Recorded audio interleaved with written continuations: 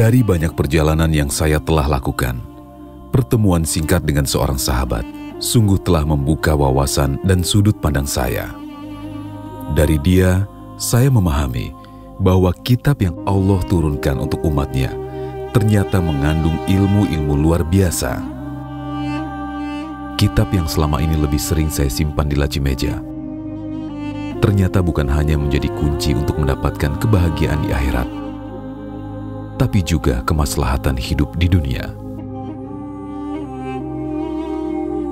A'udzu billahi minasy syaithanir rajim. Ala inna lillahi man fis samawati wa man fil ardh. وَمَا يَتَّبِعُ الَّذِينَ يَدْعُونَ مِن دُونِ اللَّهِ شُرَكَاءَ إِن يَتَّبِعُونَ إِلَّا الظَّنَّ وَإِنْ هُمْ إِلَّا يَخْرُصُونَ.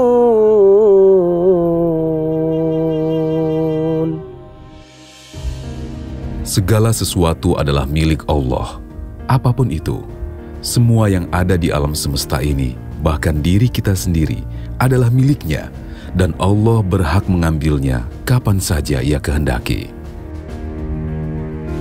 Sebagai makhluk yang diciptakan Allah untuk menjadi khalifah di muka bumi, manusia diberikan amanah untuk mengelola kekayaan alam dan segala macam karunia Allah yang ada di dalamnya.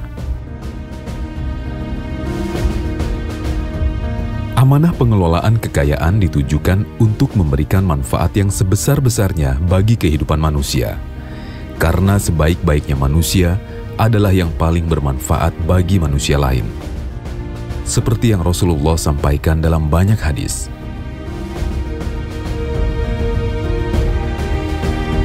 Allah menyatakan bahwa manusia diciptakan dengan rasa cinta pada wanita, anak, dan harta benda. Hal ini berpotensi menyebabkan manusia cenderung menumpuk harta yang tidak digunakan untuk kegiatan produktif, sehingga kegiatan ekonomi akan menurun. Oleh karena itu, Allah mengendalikan kecintaan manusia terhadap harta melalui instrumen zakat. Zakat menyebabkan 2,5% harta mengalir kepada fakir miskin, sehingga meningkatkan daya beli yang mendorong aktivitas ekonomi domestik, sekaligus mengurangi ketimpangan ekonomi. Yang istimewa dari zakat, harta yang 97,5% menjadi terdorong untuk mengalir pada kegiatan produktif, sehingga meningkatkan pertumbuhan ekonomi.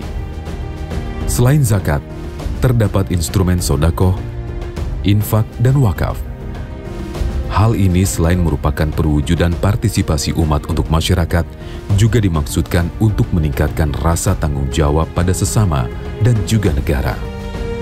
Dengan harta yang mengalir, Allah mendorong manusia untuk melakukan berbagai usaha dan perniagaan untuk mencari rezeki.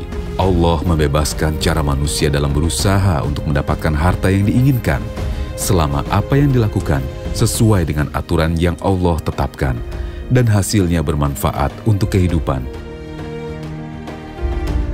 Allah melarang riba yang merupakan tambahan yang dipastikan secara tegas dalam Al-Quran dan hadis. Tapi jika Allah melarang sesuatu, maka Allah selalu memberikan pilihan lain yang Allah halalkan, seperti jual beli dan berbagai kerjasama yang adil antar manusia. Kenapa riba begitu dilarang? Karena riba atau tambahan yang dipastikan akan mematikan perniagaan. Apa mungkin masih ada orang yang mau berniaga dengan kemungkinan untung di bawah 10% jika ada penambahan yang dipastikan sebesar 10%? Allah menginginkan supaya harta yang dimiliki manusia terus mengalir menuju perniagaan secara optimal tanpa sedikit pun dihalangi dan dimatikan oleh riba. Hal lain yang dilarang adalah kegiatan perjudian. Larangan judi disebabkan karena perputaran harta melalui perjudian tidak memberikan manfaat kepada masyarakat. Berbeda dengan judi, perputaran harta melalui perniagaan memberikan manfaat berupa penambahan produksi barang dan jasa. Inilah yang membuat judi dilarang. Prinsip dasar muamalah atau hubungan antar kepentingan sesama manusia, seperti bisnis, jual beli, jasa, atau apapun, Dalam Islam harus dilakukan dengan dasar suka sama suka dan saling ridho. Tidak ada horor atau ketidakjelasan, yang berarti semua muamalah harus jelas dan transparan. Tidak ada doror atau hal-hal yang membahayakan.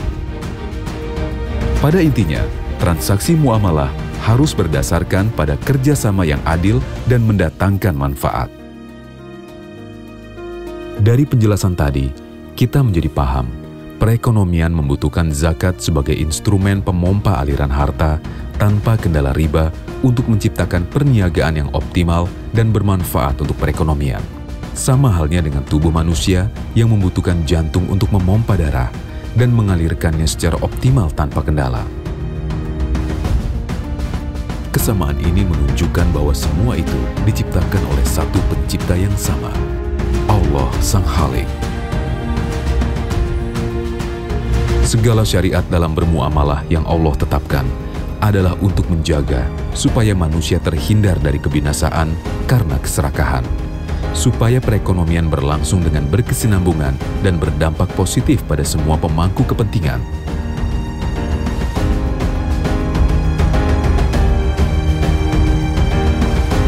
Begitu sempurna segala aturan yang Allah turunkan, karena Allah Maha menyayangi hamba-hambanya.